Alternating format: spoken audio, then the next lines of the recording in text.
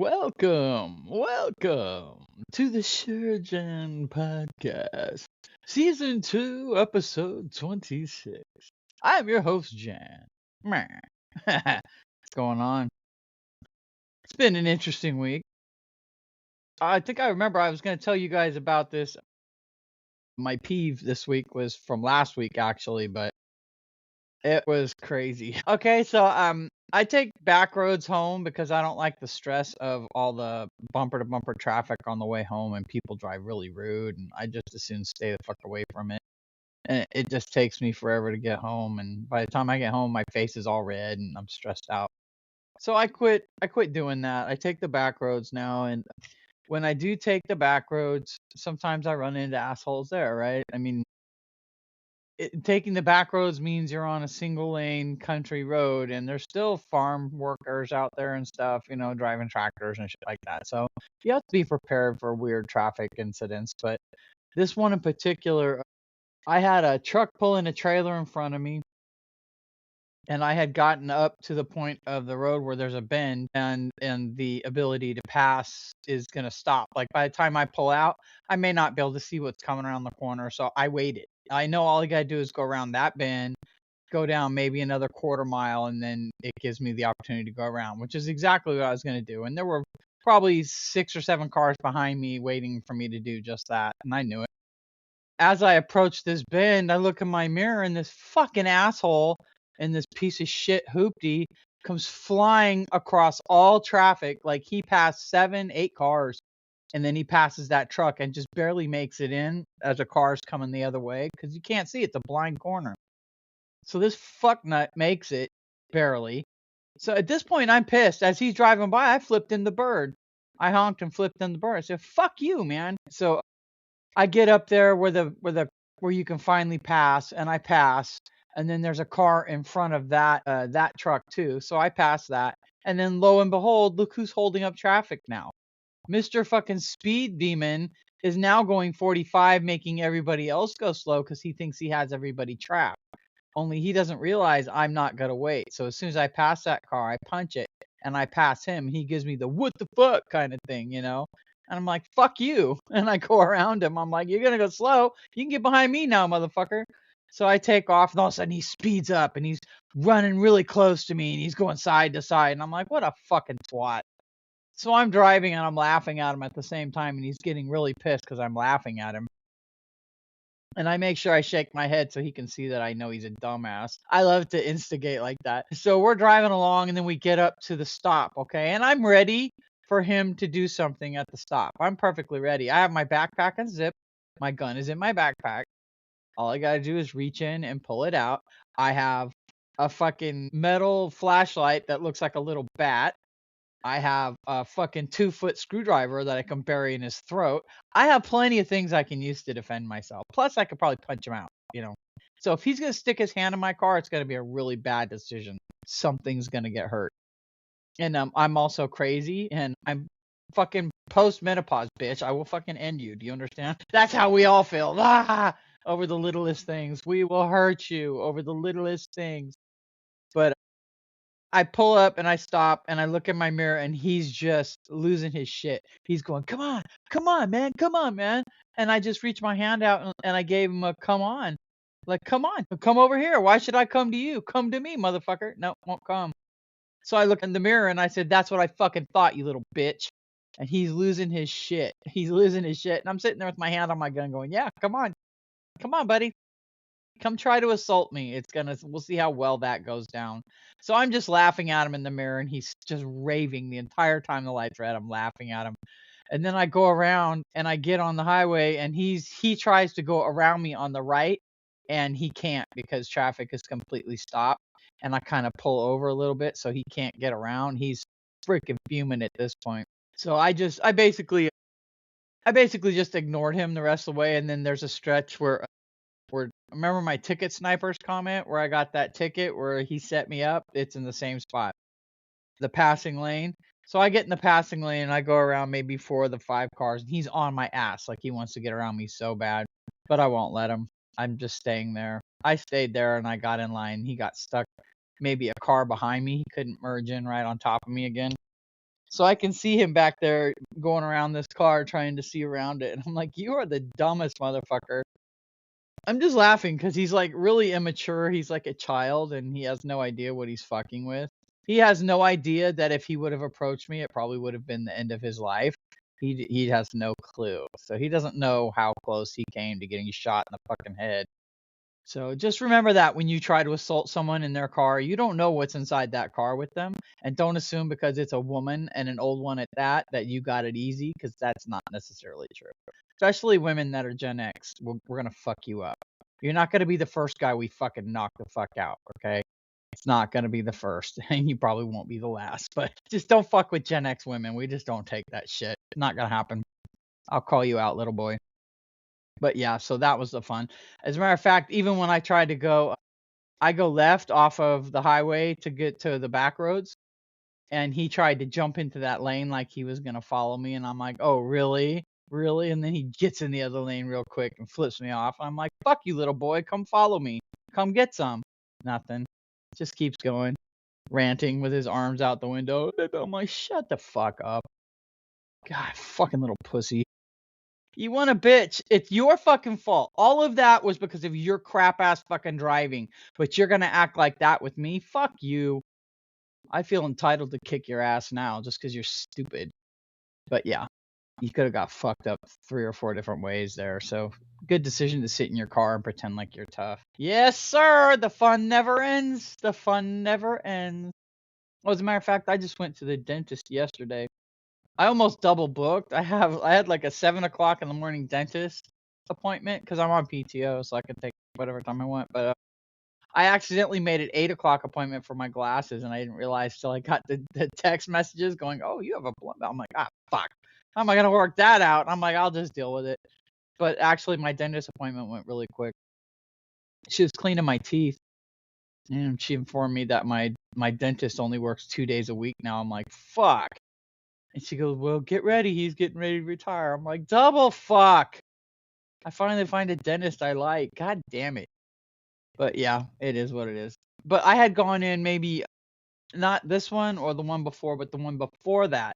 I went in for a cleaning. Okay. And I must have found the roughest goddamn cleaning woman on the face of the planet because my gums were just bleeding and hurting, and she fucking pushed so hard on my teeth I felt like they were all gonna break. I mean, it was the roughest cleaning I've ever fucking had. I felt like I should have been getting slapped in between too. It was pretty brutal. And I know when I left there, I was like, Jesus, that was really rough. And I said something to the girl. I go, man, that was a little rough. She's like, I know, I'm sorry. As a matter of fact, I haven't seen that woman there since, so thank God. But yeah, she was just rough and terrible bedside manner. Didn't give a fuck that you were jumping out of the chair. Didn't even say, oh, sorry or nothing. Did not fucking care. I was like, wow, you are a bitch. But as I'm going home, I'm like fucking going, oh man, my jaw, I have my hand on my jaw, and I'm like, wait a minute. And I feel my tooth. A fucking chunk of my tooth came off. That was like right at the gum area. I'm like, what the fuck? It was like a piece of shard. I'm like, she broke my fucking tooth. She did that so hard.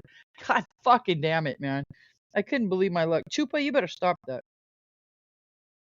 I couldn't believe my luck. I'm like, God damn, you go to the dentist to get your teeth fixed, not broken. What the fuck? So I was pretty pissed. My dentist was pretty nice about it though, but Jesus, man. So when I went yesterday to get my teeth cleaned, she's like, you have a hole in your top back molar. And I'm like, yeah, I know. And I told her what happened. She goes, oh, I'm so sorry. She goes, well, let's get you in. I think I go back on the 30th to get it fixed.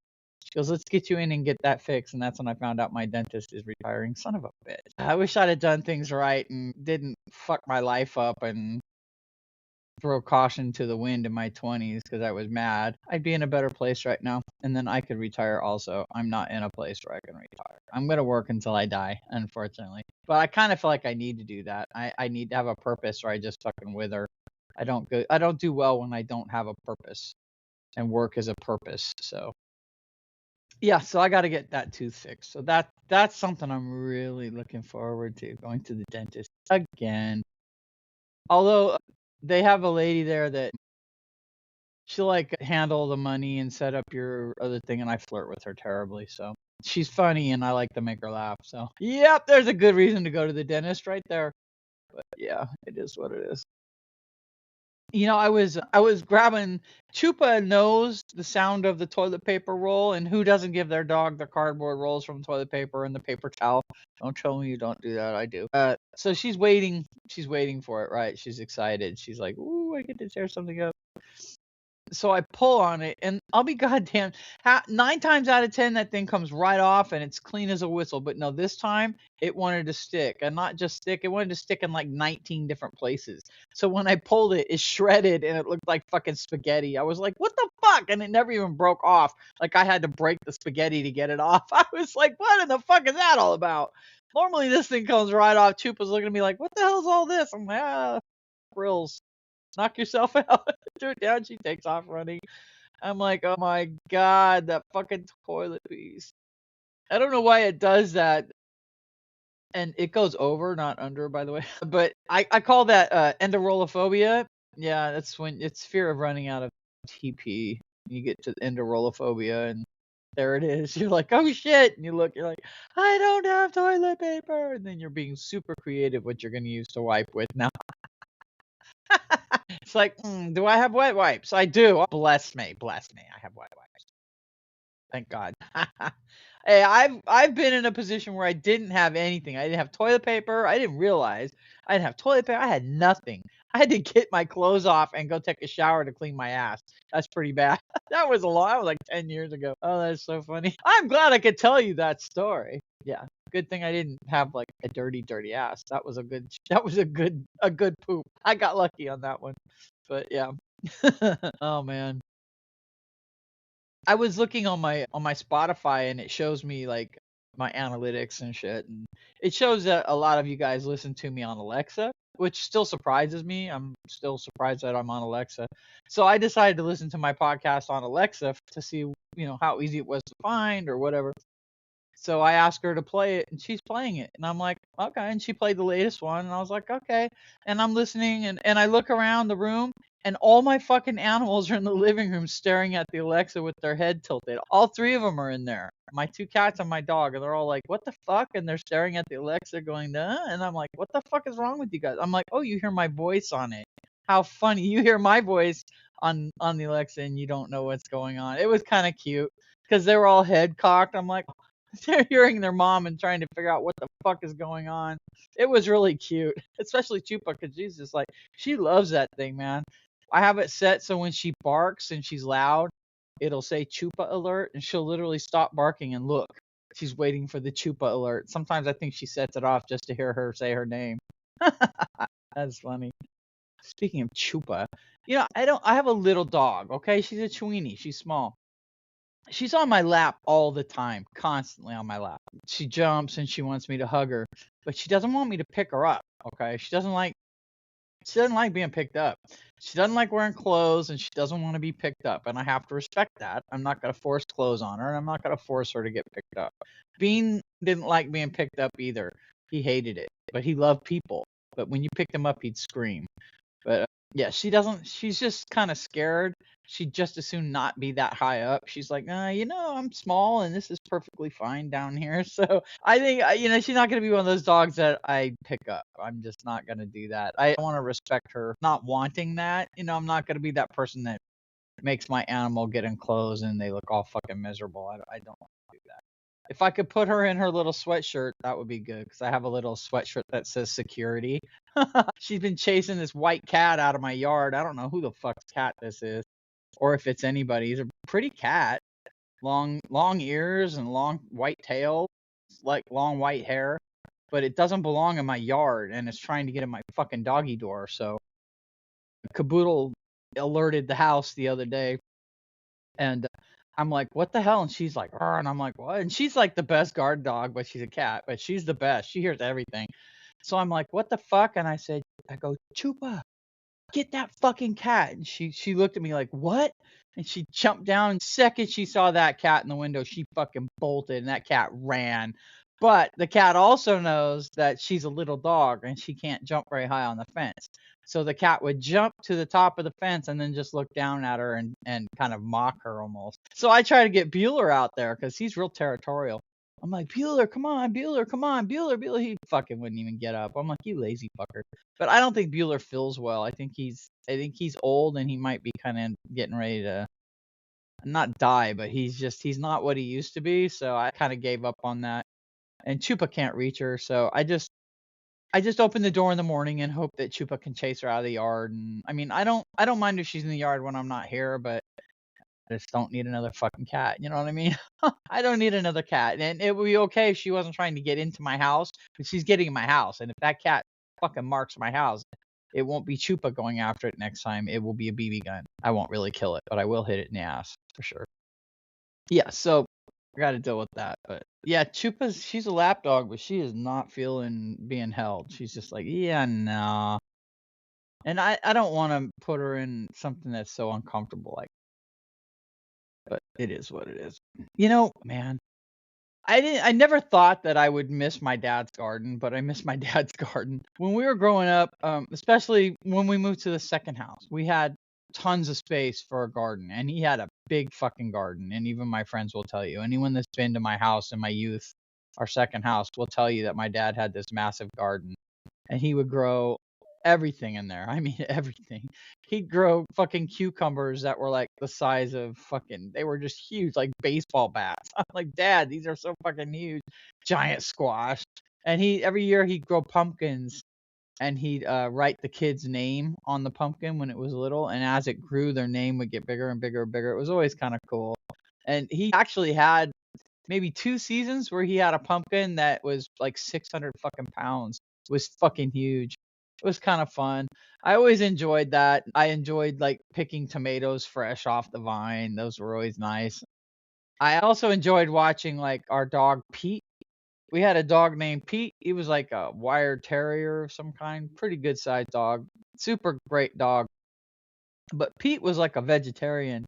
He wasn't feeling meat. He wanted my dad's garden. My dad would try to keep him out, and he'd get in every time, and he would go in and pick the choicest fruit and vegetables off the vine. He would eat quite well off the vine. I remember my dad, we had chickens when we first lived there, and we had fresh eggs all the time. I think I took that for granted. And then he would let the chickens out first thing in the morning, and they'd run out into the garden and they'd eat all those fucking nasty green tomato worms. They'd go out there and just pick the fucking garden clean. It was awesome. It was cool. We always had like a lot of ladybugs and stuff too that would eat like the aphids and stuff like that. So the natural way to keep your garden, bugs eating bugs. That's the way to do it. But yeah, I miss that. I miss having those vegetables and knowing that I could go out there and just pick whatever I wanted. And all I had to do to contribute was run the rototiller at the end of the year to grind it all down and get it ready for next year. And then I didn't have to do it again. And that rototiller was a fucking handful, especially if you're like a fucking 15-year-old girl. It was a handful to run that rototiller. I did it, but boy, it was a handful. It was tough. But like I said, I miss the garden.